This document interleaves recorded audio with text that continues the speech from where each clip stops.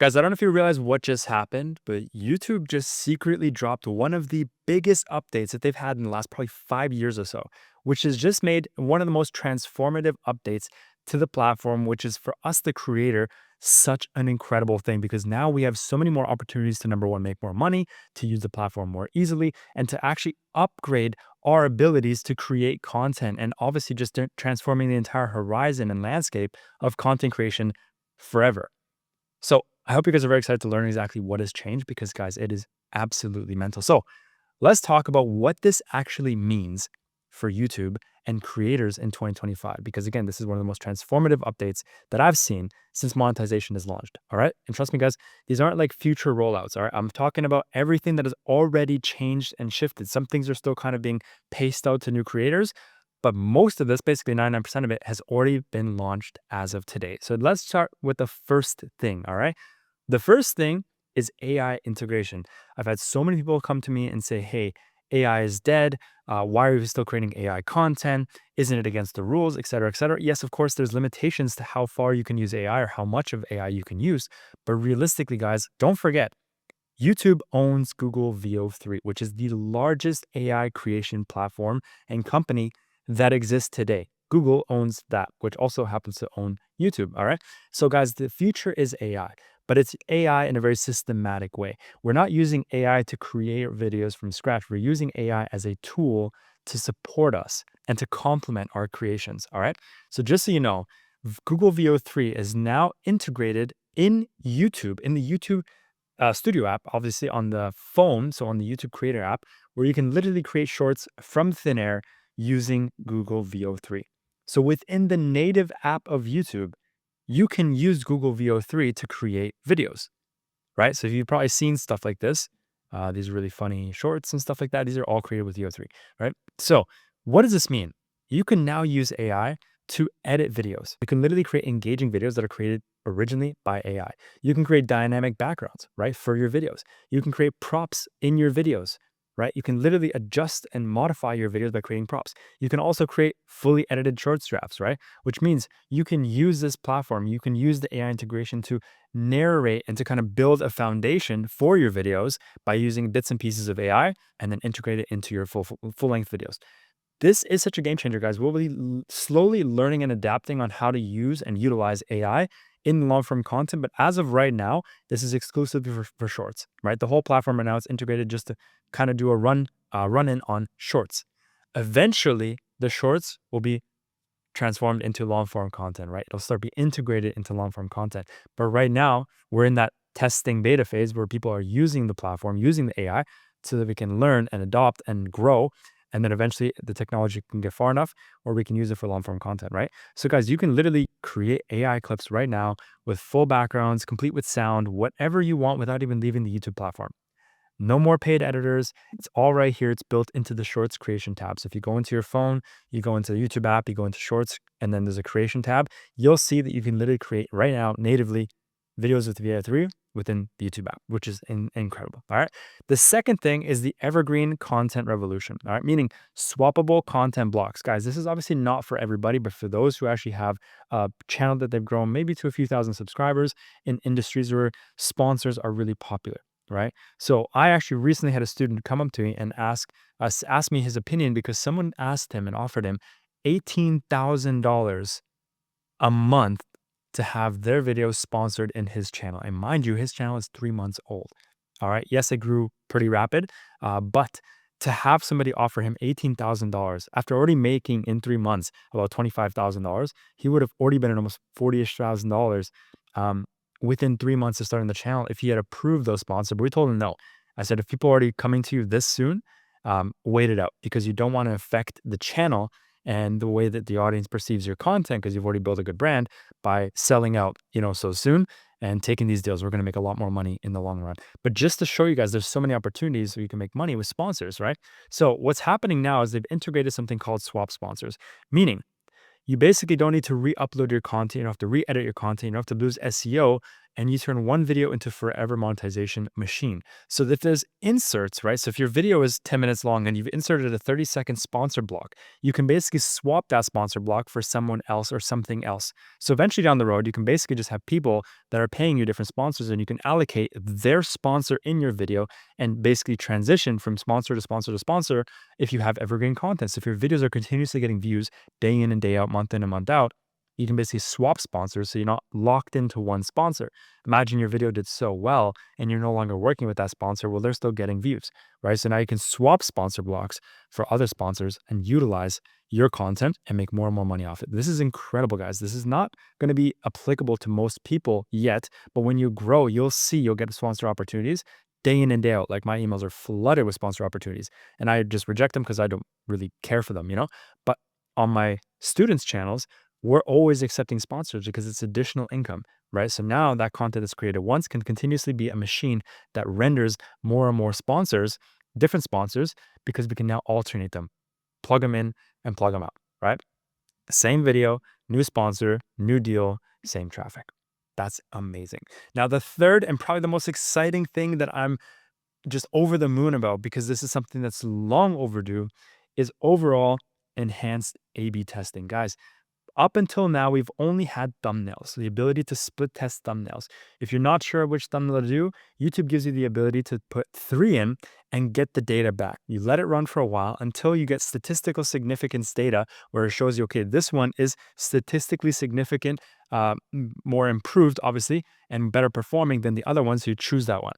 Because a lot of times we're unsure of which thumbnail to choose, right? Maybe we think green will work better than blue, or this text will work better than this text. And so the best thing we could do is test, right? Get the data back from the audiences, from the viewers.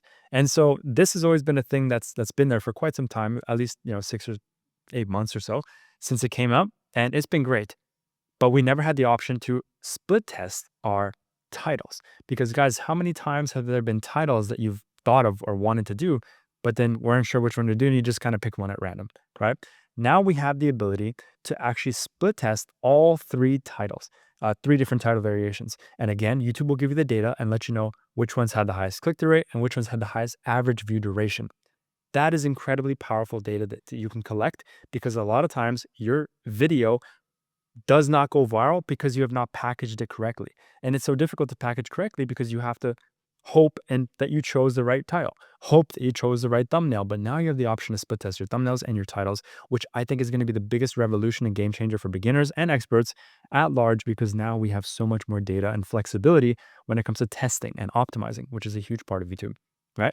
Now, the next one is multi-creator collaboration tool. Again, not really going to be pertinent to most people, but for those of you who are kind of collaborating with other people, you can actually have an option to sync your account to that video if you collaborate with somebody. And this way you can kind of see over here that your video, your channel, sorry, will appear as a subscribe option under there. So when you see the video there and there's a subscribe button, your channel and anyone else who's collaborated on that video will also appear. So everyone else has a fair chance of getting subscribers, getting views, and then you can also collaborate on yours and send traffic mass to the same video.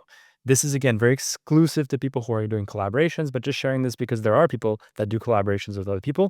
And now you have the option to actually get shown as an official collaborator, which just shares revenue and shares the opportunity of getting views as well, right? So this is a really cool option as well. Cool update, to be honest. But again, not really pertinent to most people. This is another one that's amazing, all right? The auto lip sync translation.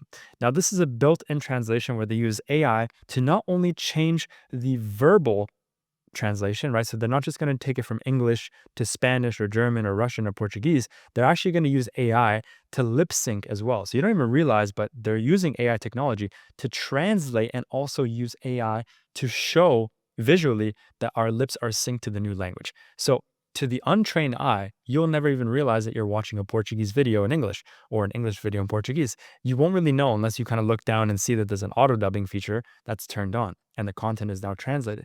But this obviously opens up the doors for our content to get seen by a significantly larger portion of the population that we would have never had, right? So if your content's all in English, now you have the Portuguese market, you have the Spanish market, you have the French market, right? Which is really, really cool.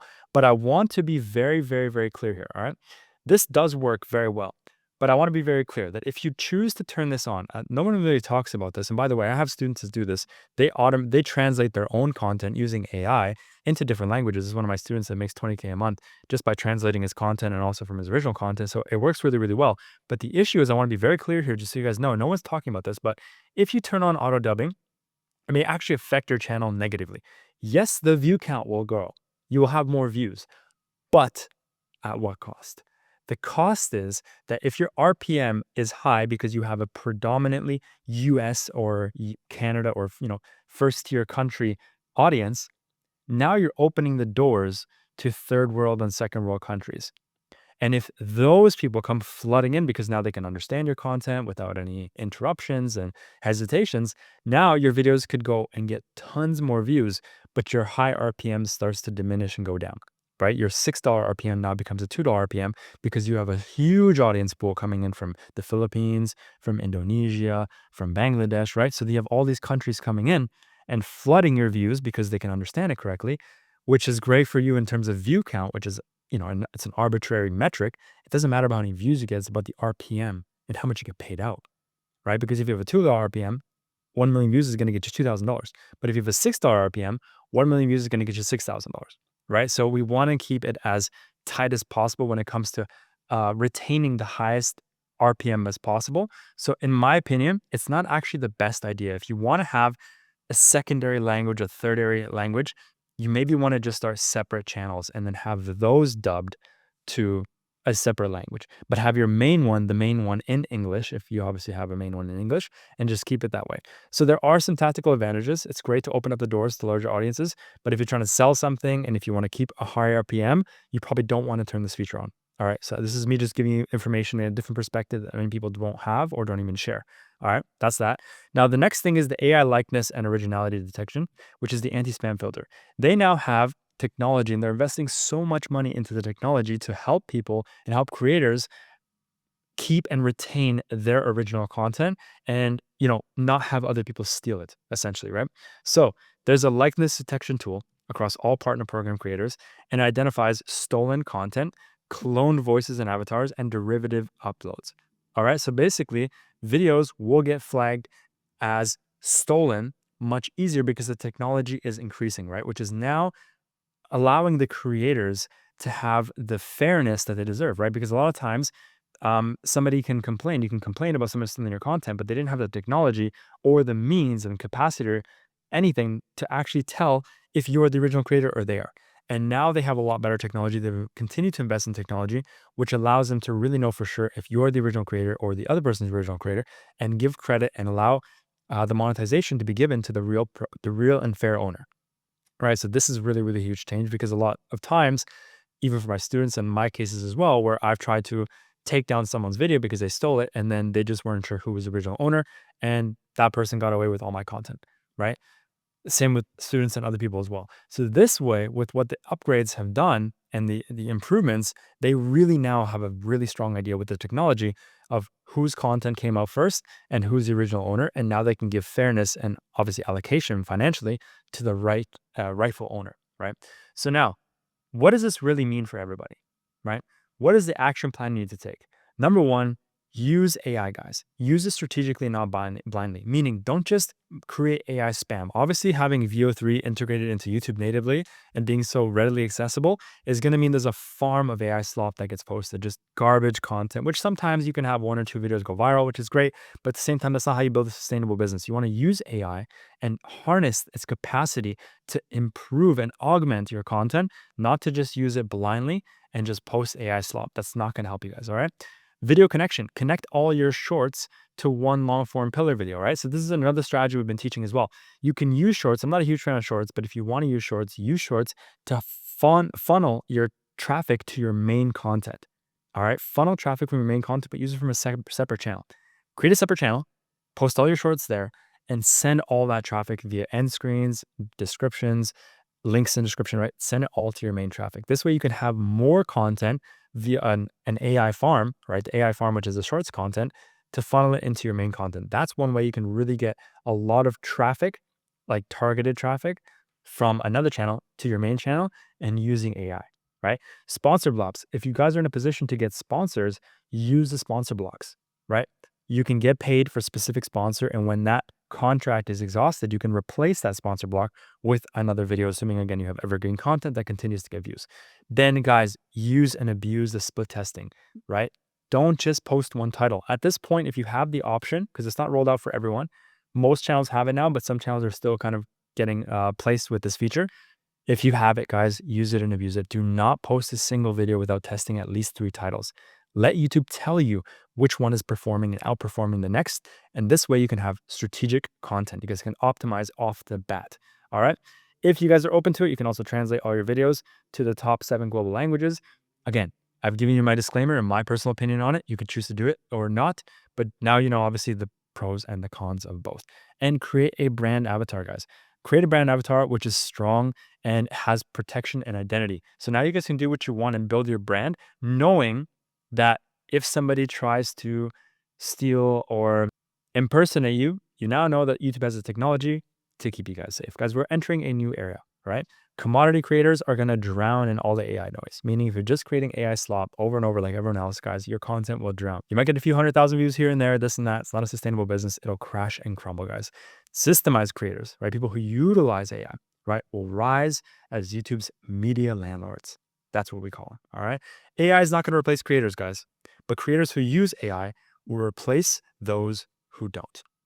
Use the technology that's at your fingertips, guys. It's easier and cheaper than ever to learn and to use AI for your own benefit. Don't use it to just create content. Use it as a tool to augment your content. Guys, if you enjoyed this video, make sure to like, comment, and subscribe. I post content like this all the time. And if you haven't joined already my free school community, make sure to do that. It's the first link in the description.